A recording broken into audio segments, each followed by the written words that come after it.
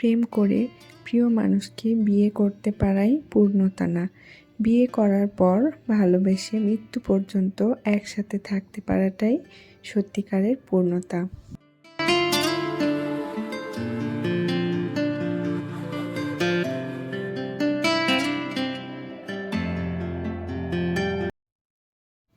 Hello everyone, আসসালামু আলাইকুম।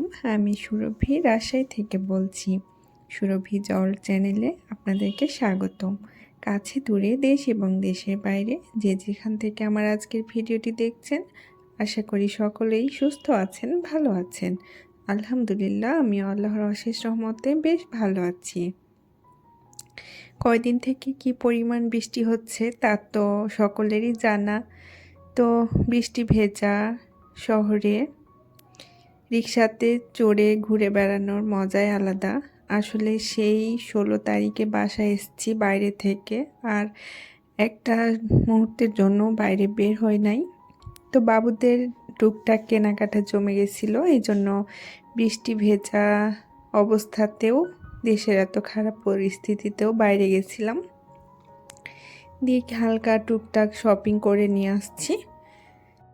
তারপর রাত্রে খাওয়া দাওয়া সব কিছু গুছানোর পর এখানে আমার বেকিং কর্নারটা বেশ কিছুদিন থেকে মনে হচ্ছিল একটি গুছাবো, কিন্তু আসলে সময় সুযোগ কোনোটা হয়ে উঠছিল না।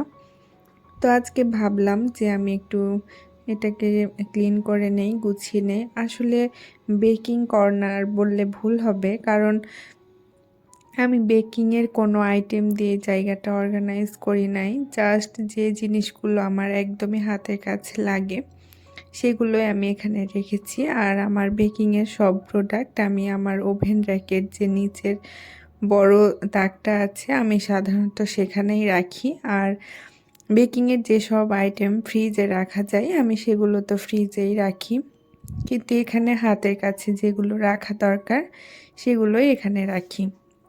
তো অনেক দিন থেকে ক্লিন করা হয় নাই এটা। এখানে এমন জিনিসগুলো রাখি যে কোনো ধরনের কেক বানালেই যে জিনিসগুলো প্রয়োজন হয় সেগুলো এখানে রাখি। তো এখানে আমি বেশ অনেক দিন আগেই একটা র্যাক আমার নষ্ট হয়ে যাচ্ছিল, তো সেই র্যাকটার একটা তাক আমি এখানে রেখেছিলাম এটার উপরে বা নিচে কিছু জিনিস রাখবো বলে। তো কিছুদিন ছিল, এরপর মনে হচ্ছিল একদম ভালো লাগছে না, একদম মেশি লাগছে। তখন ওইটা আমি সরিয়ে নিলাম, দিয়ে খুব ভালো করে একটু ক্লিন করে নিচ্ছিলাম ভেজা টাওয়ালের মাধ্যমে। আর সব কিছু সাইডটা একটু মুছে নিচ্ছিলাম। আসলে সামনের দিকটা তো রেগুলারই ক্লিন করা হয়, কিন্তু প্রতিদিন সরিয়ে ওইভাবে তো ক্লিন করা হয় না, সেই জন্য একটু ভালোভাবে পরিষ্কার করে নিচ্ছিলাম। আর এই সাইডে আমি যে বোর্ডের র্যাকটা ছিল সেটা রাখবো ভাবছিলাম, কিন্তু আমি মাপ নিয়ে দেখলাম সেটা হচ্ছে না। এই জন্য 3 লেয়ারের যে ফ্রুট বাস্কেটটা ছিল সেইটাই আমি এখানে রেখে দিলাম। ফ্রুট বাস্কেট যেহেতু আরও আছে ওগুলাতেই ফ্রুট রাখি, তো এইটা দেখছি সেরকম কোনো কাজ ইউজ হচ্ছে না, তো ভাবলাম এখানেই রেখে দিই। উপরের তাকটাতে ডিম রাখবো, আর নিচেরগুলোতে ছোট ছোট যে জিনিসগুলো লাগে কেক বেকিংয়ের জন্য সেসব কিছুই রেখে দেব। তো গুছাতে আমি সেই পুরনো কথাটা আপনাদের সামনে একটু বলে নেই। যারা এখন পর্যন্ত আমার ভিডিওতে একটা লাইক দেন নাই তাদেরকে বলবো প্লিজ আমার ভিডিওতে একটা লাইক দিয়ে ভিডিওটি কন্টিনিউ করবেন।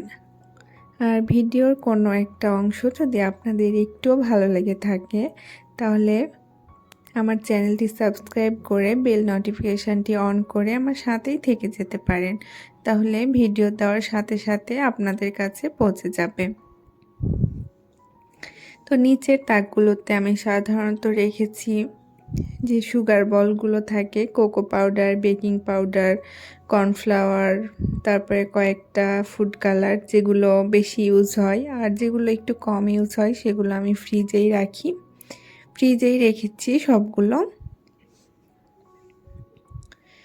তো এখানে আর যেগুলো খুব বেশি ইউজ হয় না সেগুলো আমি এখান থেকে সরিয়ে নিচ্ছিলাম।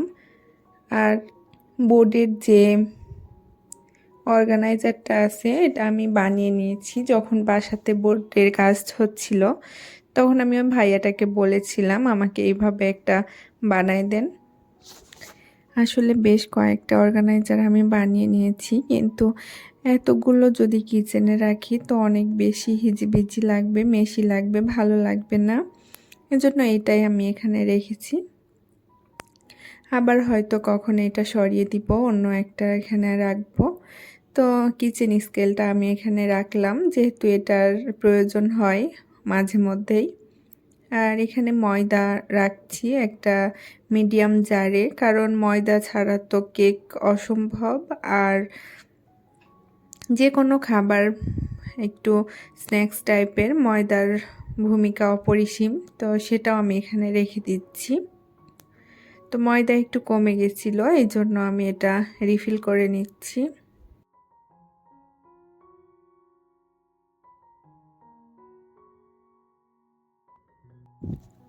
ময়দার পরে চিনিরও তো আসলে বেকিংয়ের কাজে কোনো জুড়ি নেই, চিনিটা তো মাস্ট লাগবেই। তো চিনিটাও আমি রিফিল করে নিচ্ছি, একদমই শেষ হয়ে গেছিলো চিনিটা। আর বেকিংয়ের কাজে সব সময় একদম মিহি দানার যে চিনিটা থাকে সেটা ইউজ করা অনেক ভালো, কারণ মোটা দানাটা গলতে অনেক টাইম নেয়। আর আইসিং সুগার ইউজ করলেও হয়, কিন্তু কেকে আমি কখনোই আইসিং সুগার ইউজ করি না। আমি অভিজ্ঞ আপুদের কাছ থেকে এটা মতামত নিয়েছি যে আইসিং সুগার যদি দেওয়া যায় তাহলে আমরা বিটটা খুব বেশি পরিমাণ করি না, সময় নিয়ে ধৈর্যও হয় না। যে যদি চিনিটা দেই তাহলে এমনিতে একটা ধৈর্য আসে যে চিনিটা হয়তো গলে নাই, তখন সময় নিয়ে করা হয়। তো মিহিদানার যে চিনিটা থাকে সেটা ইউজ করলেই হবে। আর এখানে একটা স্পুন হোল্ডারে যে বেকিংয়ের জিনিসগুলো লাগে সেগুলোই রেখে দিয়েছি। আর বিটার, এটার যে মাস্ট ভূমিকা, এটা ছাড়া তো আসলে কেক কল্পনাই করা যায় না। আর আমার এই বিটারটা মাশাল্লাহ অনেক ভালো, হেল্পফুল। তো মিয়াকো ব্র্যান্ডের। তো এটা অনেক নোংরা হয়ে গেছিলো, তো সেটাও একটু ক্লিন করে নিচ্ছি ক্লিনজার দিয়ে। এই মিয়াকো ব্র্যান্ডের বিটারটা আসলে এত ভালো সার্ভিস দেয়, এটার বয়স মোটামুটি 8 বছরের কাছাকাছি। আর আমি বাসাতে টুকটাক তো বিজনেস এই কিছুদিন থেকে শুরু করেছি, কিন্তু আগে আমি বিজনেস না করলেও কেক বানানোটা আমার অনেক দিনের শখ, অনেক ভালো লাগে কেক বানাতে। নিজেদের বাসাতে খাওয়ার জন্য বানাই, কোনো গেস্ট আসলে বানাই, আবার কোনো রিলেটিভদের বাসায় যখন যাই তখনও আমি কেক বানিয়ে নিয়ে যাই যারা আমার কেক পছন্দ করে। অনেকে বলে যে একটা কেক বানিয়ে নিয়ে আসো বা কেক বানিয়ে দাও, এইরকমও অনেক থাকে। তো যাই হোক, এর জন্য আমার কেক বানাতে আসলে অনেক ভালো লাগে। অন্যান্য কাজে আমার একঘেয়েমি বা অনেক টায়ার্ডনেস কাজ করলেও কেক বানাতে কেন জানি আমার একদমই বিরক্ত আসে না, খুব ভালো লাগে। তো বিটারটা খুব ভালোভাবে ক্লিন করে আমি এই অর্গানাইজারটার নিচেই রেখে দিলাম, তাহলে আমি খুব সহজে হাতের কাছে পেয়ে যাব। আর এই সাইডটা, এটা কিচেনের আমার একটা সাইড যেখানে আমি সাধারণত স্যান্ডউইচ মেকার, ব্লেন্ডার, বিটার এই টাইপের জিনিসগুলো রেখেছিলাম। তো সেগুলো আমি একটু একটু করে কমিয়ে নিচ্ছি, জাস্ট ব্লেন্ডারটাই রেখেছি। কারণ এই সাইডটা যেহেতু ব্লেন্ডারের কাজ একটু বেশি, আর এই সাইডটা পুরো আমি বেকিংয়ের টুকটাক জিনিস দিয়ে সাজিয়ে নিয়েছি, যেন যেগুলো আমার লাগবে বের করে নিয়ে এসে বেসিক যে জিনিসগুলো সেগুলো দিয়েই হয়ে যায়, এগুলো আবার সেখান থেকে নিয়ে আসতে না হয়। তো এখানে দেখলাম কিছু সুগার বল আছে, এটা আসলে অনেক দিন থেকে এখানে আছে, আমি ভুলেই গেছিলাম। তো অন্য একটা পটে রিফিল করে নিচ্ছি যেন বাইরে থেকে বোঝা যায় যে কোন সুগার বলটা আছে এই পটের ভিতরে।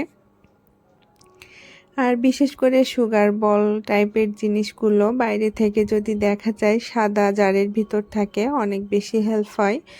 তো আমার গত ভিডিওতে ফারিয়া আপু কমেন্ট করেছিল আমি বৃষ্টির দিন যে কাপড় শুকানোর কথা বলেছিলাম, যে দড়ি দিয়ে ফ্যানে আমি কাপড় শুকাই। তো আপু বলল ফারিয়া আপুর বড় বোনও নাকি এইভাবে কাপড় শুকায়। তো বিষয়টা আমার কাছে খুব ভালো লেগেছে যে অনেকেই তো আসলে এইভাবে কাপড় শুকায়। ফারিয়া আপুর বোনের সাথে আমার এই জিনিসটা মিলে গেল। ফারিয়া আপু এত সুন্দর সুন্দর কমেন্ট করে, আমার অনেক ভালো লাগে। ফারিয়া আপু, তোমার জন্য অনেক অনেক দোয়া ও ভালোবাসা রইল।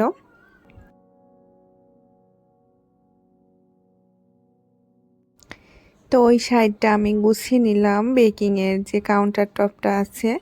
আর যে জিনিসগুলো আমার একটু কম লাগে সেগুলো আমি যে বললাম ওভেন র্যাকের নিচের সাইডের তাকটাতেই রেখেছি, আর এগুলো ফ্রিজে।